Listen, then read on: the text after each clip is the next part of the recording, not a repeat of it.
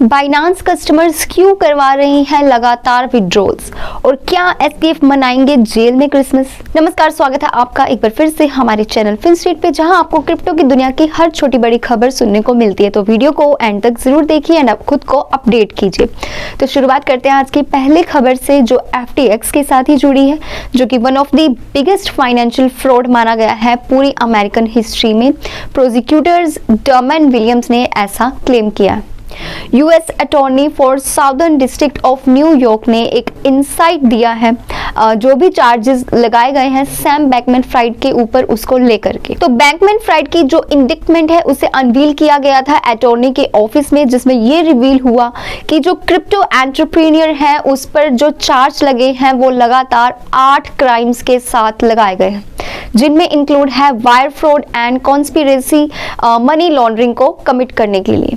तो money laundering के case में सैम बैंकमैन-फ्राइड को जेल हुई है, और ऐसा कहना गलत नहीं होगा कि ये one of the biggest financial fraud रहा है पूरी अमेरिकन हिस्ट्री में।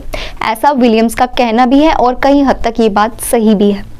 तो पास्ट मंथ में हर दिन उनका कहना है कि एक जो उनके डेडिकेटेड प्रोसिक्यूटर्स थे उनके ऑफिस के एंड उनके जो पार्टनर्स थे FBI से, SEC से एंड CFTC से, वो लगातार काम कर रहे थे ये फिगर आउट करने के लिए, ये जानने के लिए कि एग्जैक्ट हुआ क्या था और किस तरह से इस प्रोसेस को, इस जस्टिस के प्रोसेस को शुरू किया जाए। तो विलियम्स का ऐसा कहना है कि जो FTX है वो मिस अप्रोप्रिएट किया, उन्होंने फंड्स का गलत तरीके से इस्तेमाल किया था। 2019 में भी उन्होंने ये भी क्लेम किया कि जो FTX है वो अपने इन्वेस्टर से झूठ बोलता रहा बियर मार्केट के दौरान क्रिप्टो करेंसीज को लेकर के। इस साल उन्होंने जो स्टेटमेंट दी बिजनेस को लेकर के एंड अपने रिस्क मैनेजमेंट प्रैक्टिसेस को लेकर के, वो सारे गलत थे। बैंकमैन-फ्राइड पर जो एलिगेशंस लगाए गए हैं वो इन्वेस्टर्स को मिसलीड करने के लिए भी लगाए गए हैं, क्योंकि उनका कहना है, जैसा कि वो कहते थे, कि वो मनी को सिक्योर करने की कोशिश कर रहे हैं, FTX का जो होल हुआ है उसको फिल करने की कोशिश कर रहे हैं, जो कि बिल्कुल फॉल्स इंफॉर्मेशन थी। तो जो फॉर्मर FTX के CEO हैं उनको चार्ज किया गया है, और सिर्फ जो चार्ज उन पर लगाया गया है सिर्फ कस्टमर्स को डिफ्रॉड करने के लिए नहीं लगाया गया, बल्कि इसके अलावा लैंडर्स को लेकर भी लगाया गया जिनको मनी दी गई थी एलामेडा रिसर्च में, एंड उन लोगों के ऊपर भी जो जिन्होंने इस एक्सचेंज के ऊपर इन्वेस्ट करा था उनके लिए भी चार्ज लगाया गया। बैंकमैन-फ्राइड को वायोलेशंस के लिए, जो कैंपेन फाइनेंस लॉ की वायोलेशंस थे उनके लिए भी सैम बैंकमैन-फ्राइड को चार्ज किया गया है। और विलियम्स का कहना है कि जो कस्टमर के फंड्स चोरी हुए हैं वो बैंकमैन-फ्राइड के द्वारा ही यूज किए गए थे, पॉलिटिकल कैंडिडेट्स को डोनेट कर दिए गए थे एंड इन्फ्लुएंस को परस्यू करने के लिए उन्होंने ये फंड्स यूज किए। इसी के साथ SBF फाइनली जेल में पहुंच चुके हैं कल से, और SBF इस बार अपना क्रिसमस अकेले मनाने वाले हैं जेल के अंदर। तो SBF का इस बार जो क्रिसमस होने वाला है वो होने वाला है लोनली क्रिसमस, क्योंकि उनकी अरेस्ट को एक दिन हो चुका है। बहामास ने भी डिनाइड कर दिया है। उनका ऐसा कहना है कि जो इनकी बेल है उसकी पॉसिबिलिटी बिल्कुल भी नहीं है। इसके अलावा SBF को मैक्सिमम जो सेंटेंस हुई है, जो पनिशमेंट हुई है, वो हुई है 115 ईयर्स की। जी हाँ, जो मैग्नीट्यूड है इस केस का, उनका कहना है कि बहुत ज्यादा बड़ा है, और ये वैरी करता है, डिपेंड करता है न्यू एविडेंसेस के ऊपर, न्यू प्रूफ्स के ऊपर जो लाइट में आएंगे डिफेंडेंट को बचाने के लिए, तो उसके ऊपर ही कोई फैसला लिया जाएगा। हालांकि उनकी जो अगली एक्स्ट्राडिक्शन सुनवाई होने वाली है वो होगी Feb 8, 2023, यानी कि अगले साल फरवरी को। तब देखा जाएगा कि सैम बैंकमैन-फ्राइड को लेकर के क्या डिसीजन लिए गए। एप्पल के प्लान है कि वो एक्सटर्नल iOS एप्स का यूज करेंगे पोटेंशियल बूम देने के लिए क्रिप्टोस को एंड NFTs को। जी हाँ, टेक जियांट का ऐसा प्लान है कि वो आईफोन एंड आईपैड यूजर्स को अलो करेंगे ताकि वो एप्स को जो आउटसाइड ऐप स्टोर है वहां से वो डाउनलोड कर सके। एक न्यू रिपोर्ट के अकॉर्डिंग ऐसा क्लेम किया गया है EU रेगुलेटर्स के कारण। तो ये जो मूव है ये बहुत ज़्यादा ईजियर बना देगा डेवलपर्स के लिए कि वो एप्स को बिल्ड कर सके अराउंड NFTs में एंड ब्रॉड कर सके अपनी एबिलिटी को क्रिप्टो पेमेंट्स के लिए जो वो करते हैं थ्रू आईफोन से एंड थ्रू आईपैड से। तो फाइनली बढ़ते हैं आज की बड़ी खबर बाइनांस की तरफ, जो कि बाइनांस के कस्टमर्स है वो लगातार विड्रॉल्स करवाते जा रहे हैं, और ये विड्रॉल्स पहुंच चुके हैं $3 बिलियन तक आखिरी 24 घंटों में। तो जो ये एक्सचेंज है इसकी जो न्यू टोटल नेट आउटफ्लो है वो $3.6 बिलियन तक पहुंच चुकी है पास्ट वीक में, एज क्रिप्टो फर्म्स और जो यूजर्स हैं वो लगातार फंड्स को पुल आउट कर रहे हैं, लगातार निकाल रहे हैं।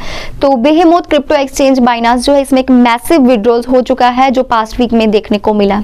हालांकि बाइनांस जो है ये करेंटली हाई वॉल्यूम की तरफ देख रहा है, जो इतनी ज़्यादा विड्रॉल्स की जो वॉल्यूम है वो इतनी ज़्यादा हाई हो चुकी है, फिर भी एक्सचेंज ने स्टिल रफली $58.9 बिलियन इनके जो एसेट्स है उसको होल्ड कर रखा है, जिसमें से कि ज़्यादातर बाइनांस की स्टेबल कॉइन BUSD है, स्टेबल कॉइन टीदर है, बिटकॉइन है एंड इथीरियम है।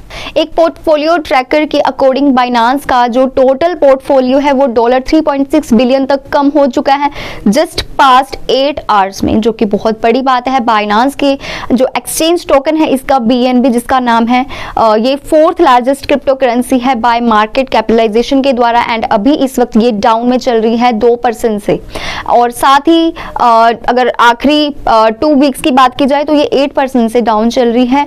एक रिपोर्ट्स के मुताबिक, एक डेटा के अकॉर्डिंग ये रिपोर्ट सामने आई। एक न्यूज़ के रिस्पॉन्स के अकॉर्डिंग बाइनांस के CEO चेंगपेंग ज़ाओ यानी कि CZ का कहना है कि ये जस्ट बिजनेस है एज यूजुअली जिसे यूज़ किया जाता है। बाइनांस का ये ट्वीट आप भी देख सकते हैं स्क्रीन के ऊपर। तो इस ट्वीट में बाइनांस के CEO का कहना है कि हमने बहुत सारे विड्रॉल्स देखे हैं आज, और एक्चुअली उन्हें ऐसा लगता है कि ये एक गुड आइडिया है स्ट्रेस टेस्ट के लिए विड्रॉल्स के साथ on each CEX on a rotating basis. ऐसा इनका कहना है जो कि इन्होंने ट्वीट के ऊपर लिखा है।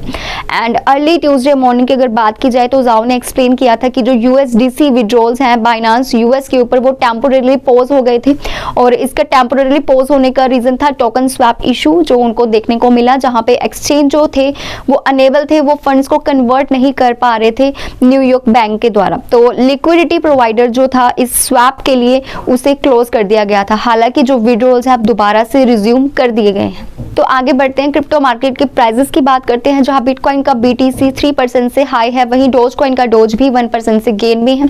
इथेरियम का ETH भी 4% से रोज में ट्रेड करता हुआ नजर आया। बिटकॉइन का BTC 3% से हाई में ट्रेड कर रहा है, इथेरियम का ETH भी आज 4% से हाई में ट्रेड कर रहा है, और डोजकॉइन का डोज भी आज 1% के गेन में देखा गया।